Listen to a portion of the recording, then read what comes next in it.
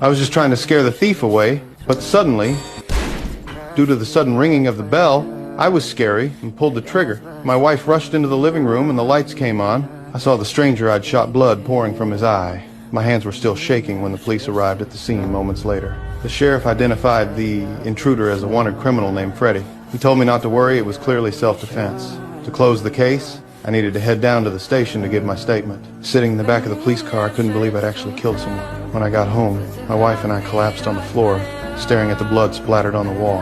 We had no idea what to do. Eventually, we started cleaning up the bloodstains. By morning, the whole town had heard what happened. The sheriff told me the intruder would be buried the next day. But I couldn't help wondering, did this guy have any family? The sheriff said he had a father who was serving time in prison. But here's the thing, his father was being released today. Shit don't fall far from the tree. Of all days. That's when I started to feel uneasy. Worried about potential retaliation from this criminal's father, I had all the locks on our doors replaced with heavy-duty ones. But after receiving a call from an unknown number, I got seriously nervous. The person on the other end didn't say a word. I was convinced it was the dead man's father.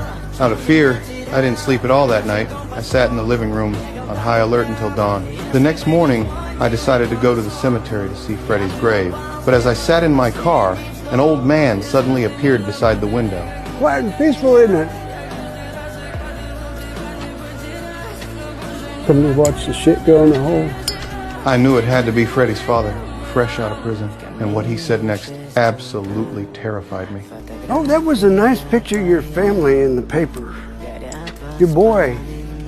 He looks a whole lot like you, doesn't he? I immediately drove to my son's school and picked him up. Then I went straight to the sheriff, begging him to arrest the man. But the sheriff said without evidence, there was nothing he could do. He wants my son. He's probably just trying to scare you. Don't let him. After leaving the station, I took my wife and son home. But the moment we got to the front door, I noticed our lock had been forced open. Get back in the car.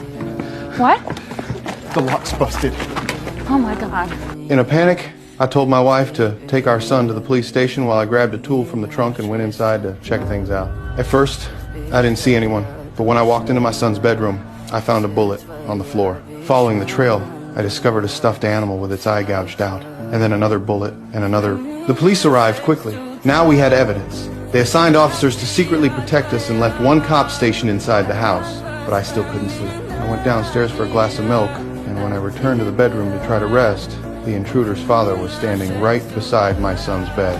When I heard strange noises again, I went back downstairs to investigate. The attic entrance was wide open. Kevin?